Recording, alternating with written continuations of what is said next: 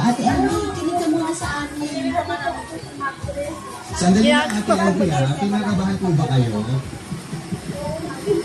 Relax lang po kayo, ha? Relax lang po kayo. Hindi po kasi tayo magkakaintindihan. Kinig po muna kayo sa amin para malaman namin kung paano ba namin ikaw matutulungan. Ano?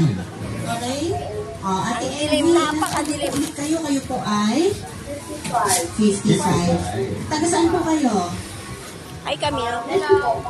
Taga Pampanga. At ano po ba yung pinaka-problema po ninyo na gusto nyo pag-usapan? Sige, ma'am. Okay lang po.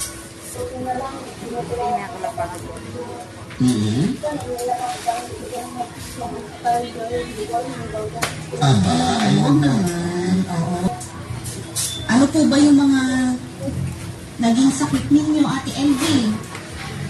Tumor. Yung mga kapalinggo, non-stop. Ako na ng Dr. Mark.